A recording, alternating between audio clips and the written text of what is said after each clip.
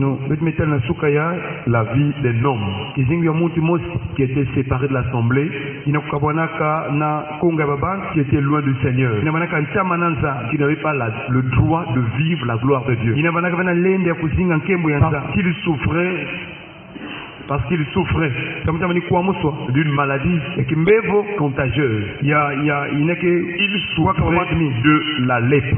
Nous sommes donc dans Matthieu chapitre 8. C'est un chapitre où Jésus commence des guérisons et des miracles. Et donc depuis Matthieu chapitre 5, Jésus a commencé l'enseignement. L'enseignement sur le royaume. Matthieu chapitre 6, Jésus a abordé la question sur la prière, sur le jeûne, et aussi toujours sur le royaume.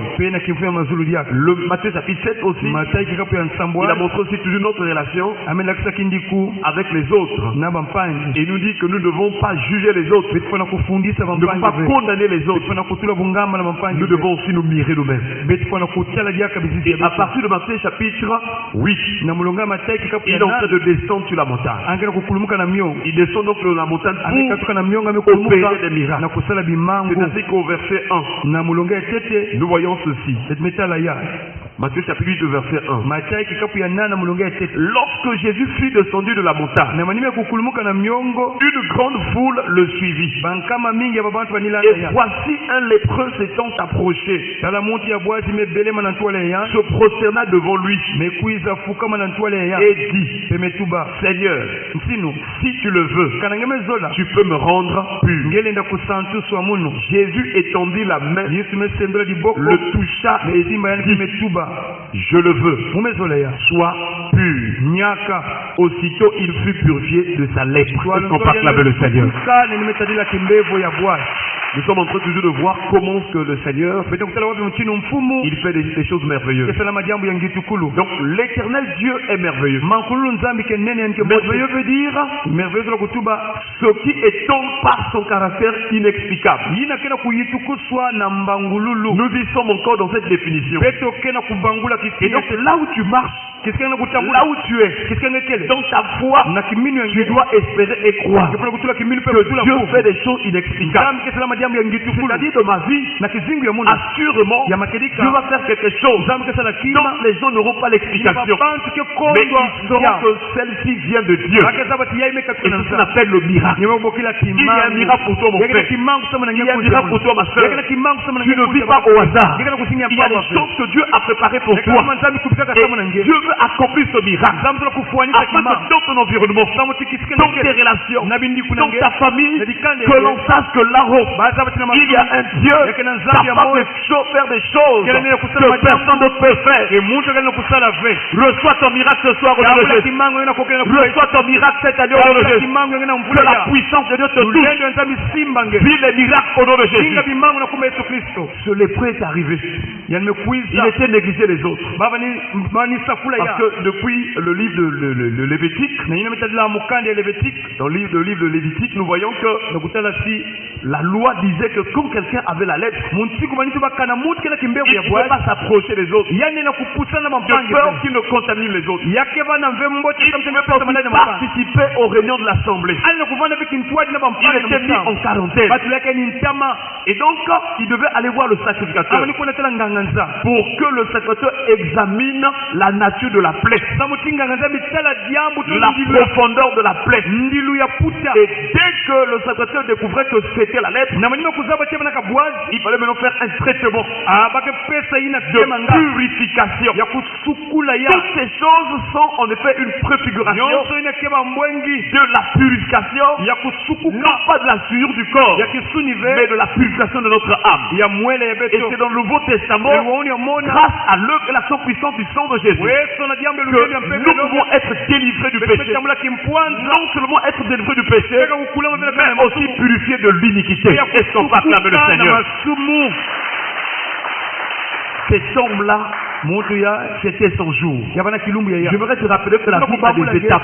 kilumbu La kena vie a des étapes. kilumbu kena Ta vie vient de loin. yabeka Il y tukata a eu des moments où tu manquais quelque chose à manger. yabana bilumbu bani Il y kondo a eu des moments où tu étais malade. bilumbu kangi bana kina Il y a eu des moments d'abondance. yakaka Il y kufuluka a eu des moments où tu ne voulais pas aller prier. bilumbu kangi bani zola bekona Il y a eu des moments où tu as passé toute ta vie dans les nganda, les câbles, les bois. tango kaka na bimoko na Il y a eu aussi des moments où tu étais en train de se chamailler avec les gens. tango kangi bani kuswana babantu Mais là, tu es dans une autre étape. kalanga meko bana kitini C'est l'étape qui te prépare à la rencontre avec ton Dieu. kubikati mengena mbwaba na L'étape où ton âme a maintenant soif de vivre pour le Seigneur. ina muene kana sato Et c'est la meilleure de toutes les étapes dans ta vie. nyonso na kizingi Parce que dans sa présence, nakati ya assurément tu seras régénéré. ya makeleke ngeke Tu seras changé. yeke soba Chers frères et sœurs, kunja bakati ya l'une des choses que nous devons désirer, c'est c'est rencontrer Dieu. yake mbwaba C'est vivre dans sa présence. kuzinga na kintu na ya Et c'est ce que le lépreux va vivre. nina mutu ya bwazi ke zinga Et depuis ce matin, nous sommes encore dans la première partie. na suka betina mulonga etete Le verset 1 de chapitre 8 mulonga etete ya kikapu ya nani de Matthieu. Mathayo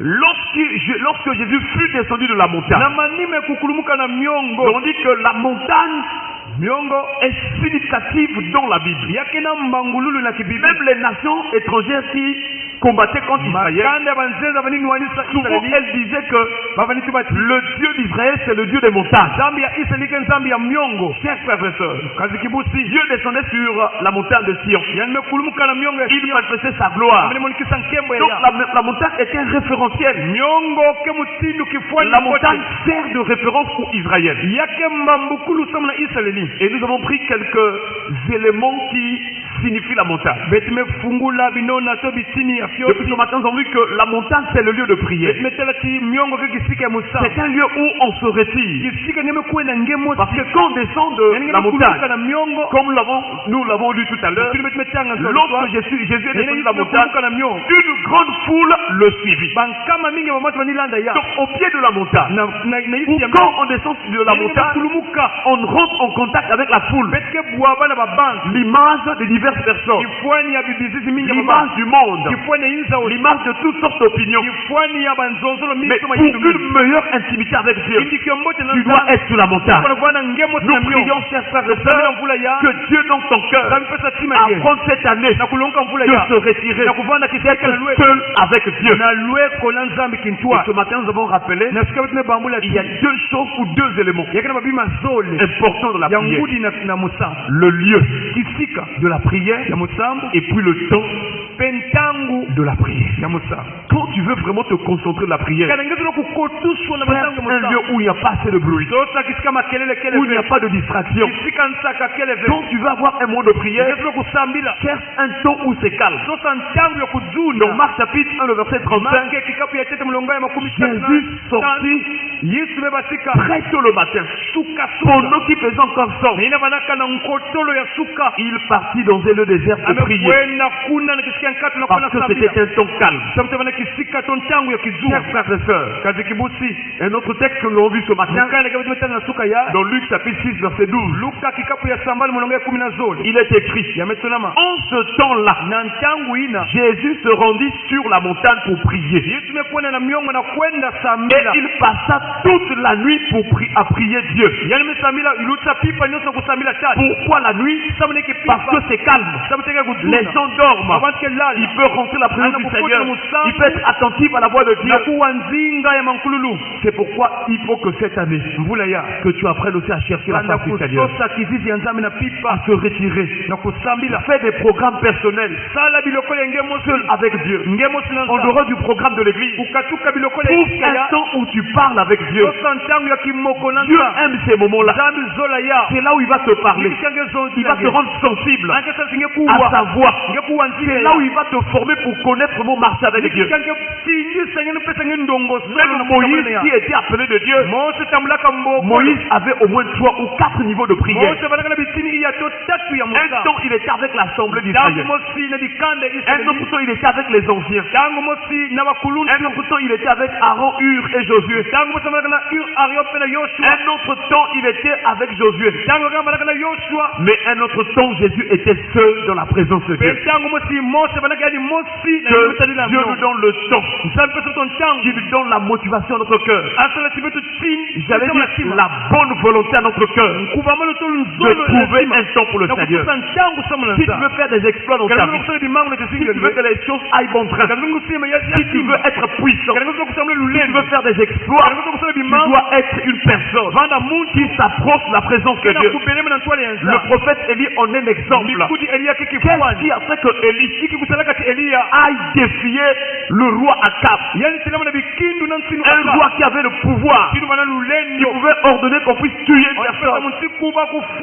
En dehors du roi, il avait une femme caractérielle que tout le monde craignait, Jézabel. Car quand elle disait quelque chose, elle devait l'accomplir. Mais Élie a pris le courage d'aller affronter les prophètes de Baal. Mais quel était son secret? C'est la présence de Dieu. C'est être seul avec Dieu. Et il savait que le Dieu devant qui je me tiens va me répondre favorablement. Chers frères et sœurs, la deuxième chose dans la prière, dans la montagne, la deuxième signification, c'est que la montagne, c'est un lieu de secours. C'est un moyen de secours. Si tu veux que Dieu secoue ta vie, tu dois porter le regard sur la montagne. Et le psalmiste en dit long. Dans Psaume 121, il dit le verset 1. Je lève mes yeux vers les montagnes. D'où me viendra le secours? Le secours me vient de l'Éternel qui a fait les cieux et la terre. Est-ce qu'on peut acclamer le Seigneur?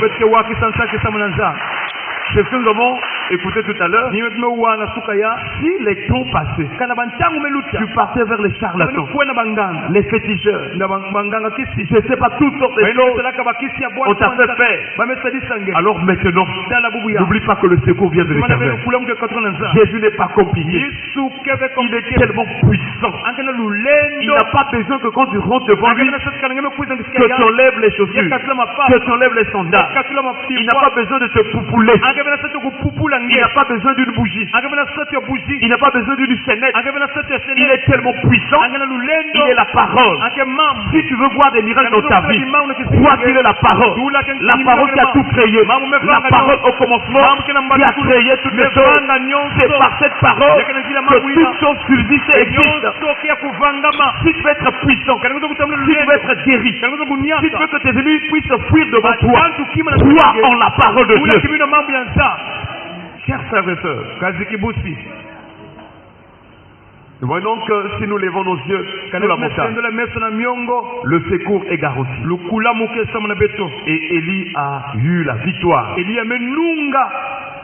Les psalmistes aussi, c'est la même chose.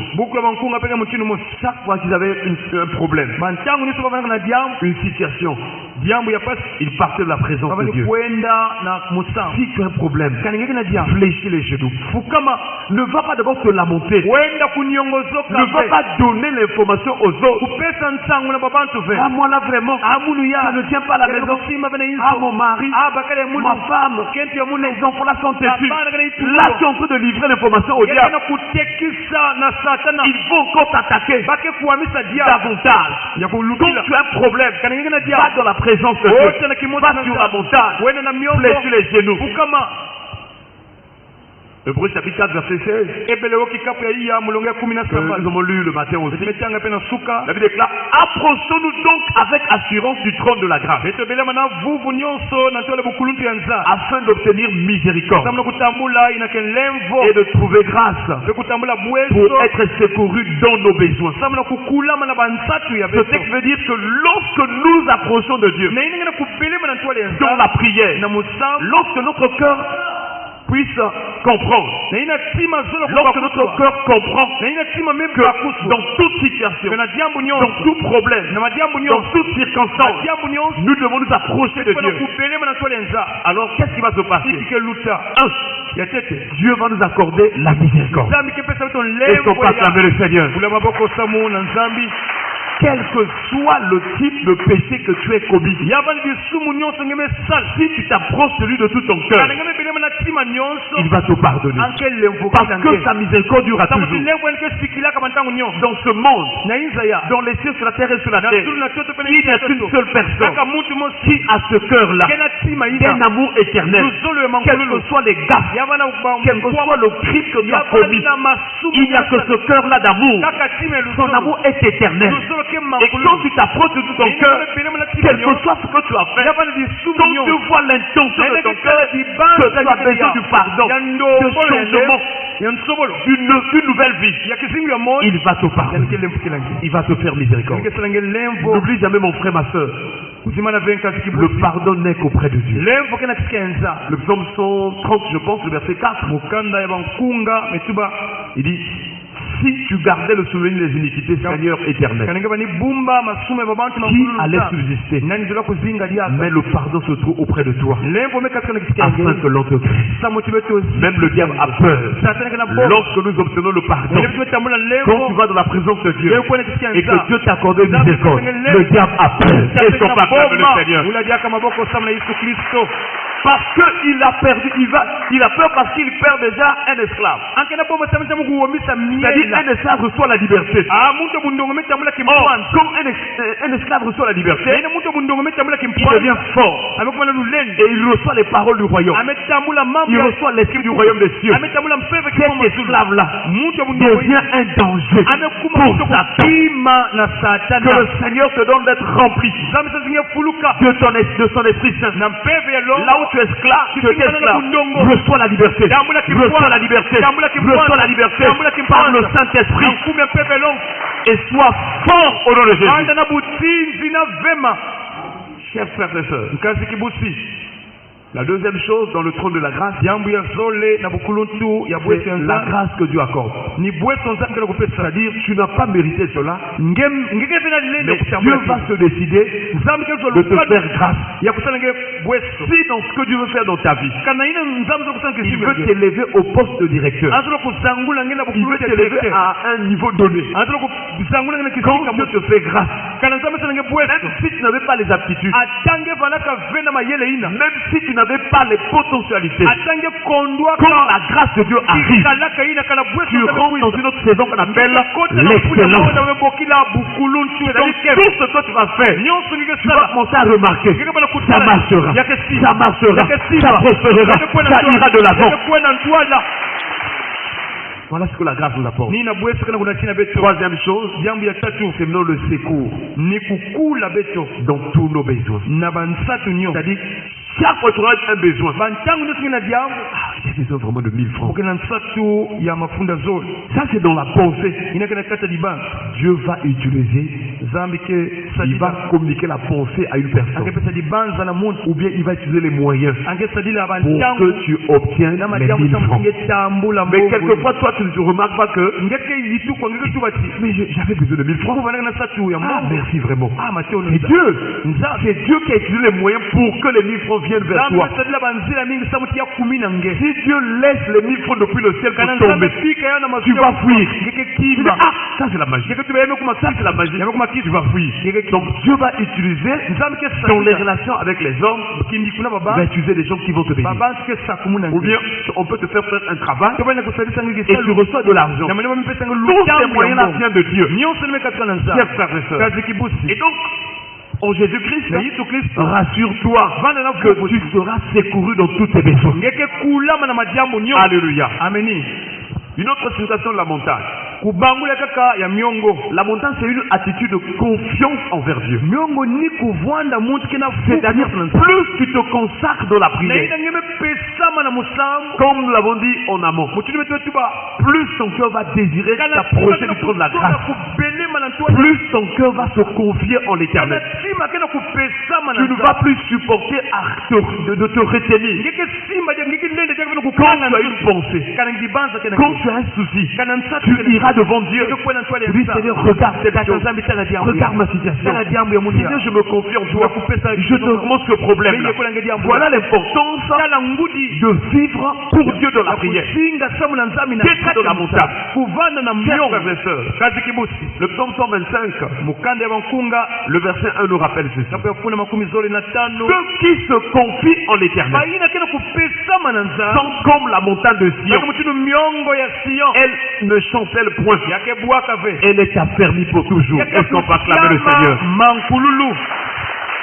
Ceux qui se confient en l'Éternel sont comme la montagne de Sion. Plus tu t'approches de Dieu, le Seigneur t'affermit. Il te rend fort. Quel que soit le type de vie qui va s'élever contre toi, il tombera au nom de Jésus. Que le Seigneur t'affermisse cette année au nom de Jésus. Chers frères et sœurs, c'est sur la montagne que Dieu a visité Moïse. C'est sur la montagne que Dieu a donné la vision à Moïse. C'est sur la montagne que Moïse a vu la vision du tabernacle. Physiquement, il n'y avait rien. Mais quand il est rentré dans la prière, Dieu lui a ouvert les yeux spirituels. Si ton cœur désire la présence de Dieu, comme David, lorsque tu vas fermer les yeux, lorsque tu vas entrer dans la prière, Dieu va commencer à te montrer les choses, même autour de toi. Là où Moïse était en train de prier, physiquement il n'y avait rien, mais spirituellement il y avait le modèle du tabernacle. Est-ce qu'on peut acclamer le Seigneur? Il y a le modèle de ton mariage dans la vision. Il y a le modèle de ton travail dans la vision. Il y a le modèle de ton voyage dans la vision. C'est-à-dire les plans, les chemins tracés de ta vie se trouvent dans le monde spirituel. Et c'est lorsque tu rentres dans la prière, lorsque tu confies au Seigneur, il va te faire voir ces choses. Il y a un texte de psaume qui dit: heureux ceux qui habitent ta maison. Ils trouvent dans leur cœur des chemins tout tracés. La maison de Dieu, c'est la prière. Si tu demeures la prière, chers frères et sœurs, il va commencer à te faire voir des choses avant que les autres ne voient, avant que les autres ne constatent. Toi, tu les verras avant. La Bible déclare, c'est par la foi que Noé fut divinement averti. Des choses qu'on ne voyait pas encore. Les gens étaient là, ils ne voyaient rien. Mais comme Noé était juste intègre, Dieu lui a ouvert les yeux pour voir des choses que les autres ne voyaient pas. Que Dieu te donne des visions au nom de Jésus. Que Dieu t'ouvre les yeux spirituels au nom de Jésus. Reçois la vision au nom de Jésus. Chers frères et sœurs, c'est donc dans la montagne ou sur la montagne que nous pouvons comprendre les choses de Dieu. Mais que veut dire la montagne dans le Nouveau Testament? La femme samaritaine avait une autre compréhension. C'est ainsi que Jésus va maintenant commencer à lui expliquer. En fait de compte, quelle veut dire la montagne? Quand les autres se retiraient sur la montagne, qu'est-ce que Dieu voulait nous faire enseigner? Dans Jean chapitre 4, le verset 21, Jésus dit à la femme samaritaine, parce que celle-ci avait dit à Jésus, nos pères ont adoré sur cette montagne. Et Jésus lui dit, femme, lui dit Jésus, crois-moi, l'heure vient où ce ne sera ni sur cette montagne, ni à Jérusalem, que vous adorerez le Père. Est-ce qu'on peut acclamer le Seigneur? Jésus est venu avec la réformation. Il est venu donner une nouvelle forme à ce qui était dit dans l'Ancien Testament. Il est venu donner l'explication claire de ce qui était l'ombre de l'Ancien Testament. Moïse sur la montagne a reçu la vision. La vision, c'est quelque chose de spirituel. La vision, c'est en esprit qu'on reçoit cela. C'est ton esprit qu'on expérimente cette vision. Voilà pourquoi, mon frère, ma soeur, tu ne dois plus accepter que ton esprit reçoit les choses du monde, mais laisse ton esprit dans la présence de Dieu. Il te montrera des choses spirituelles. Et Jésus voulait nous montrer que la montagne veut dire voir les choses de Dieu en esprit. La montagne veut dire comprendre les choses de Dieu en esprit. C'est ainsi que Jésus continue en disant au verset 23 et 24, l'heure dont il parlait, il dit, mais l'heure vient, et elle est déjà venue, où les vrais adorateurs adoreront le Père en esprit et en vérité. Car ce sont là les adorateurs que le Père demande. Dieu est esprit, et il faut que ceux qui l'adorent l'adorent en esprit et en vérité. C'est-à-dire, lorsque Moïse est allé à la montagne, ce n'est pas la montagne géographique qui nous donne des visions. Ce n'est pas la montagne géographique qui donne à ce que Dieu nous exauce. C'est la condition spirituelle de notre cœur face à face avec Dieu. Que Dieu donne ton cœur à faire le face à face avec lui. Chers frères et sœurs, c'est dans ce cadre-là que Moïse pouvait voir les choses spirituelles. Chers frères et sœurs, il faut donc être affranchi par la parole. Si vous connaîtrez la vérité, et la vérité vous affranchira. Pour voir les choses spirituelles, il faut d'abord être affranchi du péché. Je ne sais pas de quel péché es-tu esclave. Lorsque tu seras affranchi, tu pourras librement t'approcher de Dieu. La deuxième chose, c'est que la vérité sanctifie. Après que tu as été affranchi, il faut rentrer dans la vie de sanctification pour voir les choses spirituelles. Et dans Jean chapitre 17 verset 17, le Seigneur a dit, sanctifie-les par ta parole, car ta parole est la vérité. Est-ce qu'on peut acclamer le Seigneur?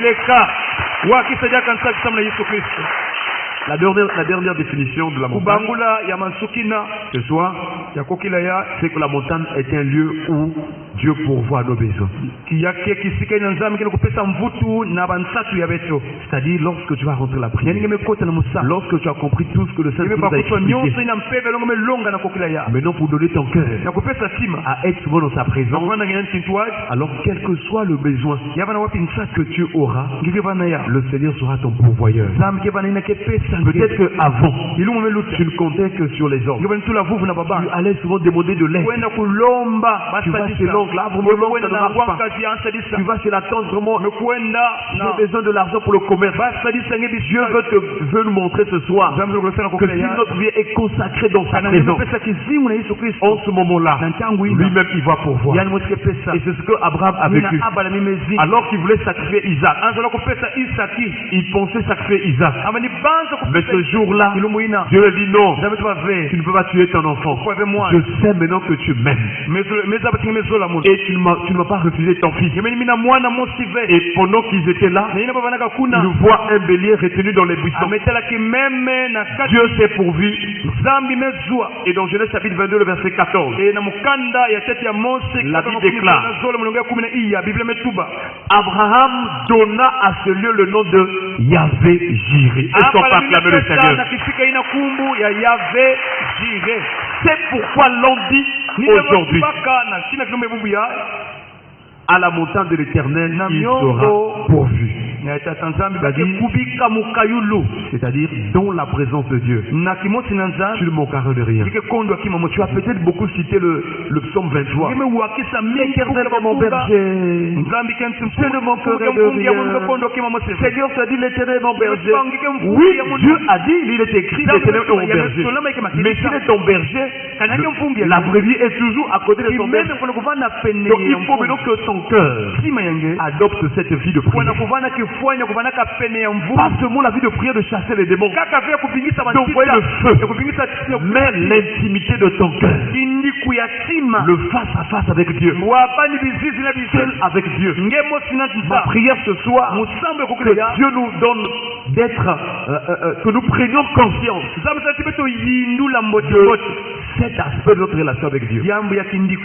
C'est très important, chers frères et sœurs. Si nous comprenons ces choses, nous les mettons en pratique, tu ne vas plus suivre la bénédiction. Tu ne vas plus courir derrière les miracles. Et les miracles et la bénédiction vont te suivre.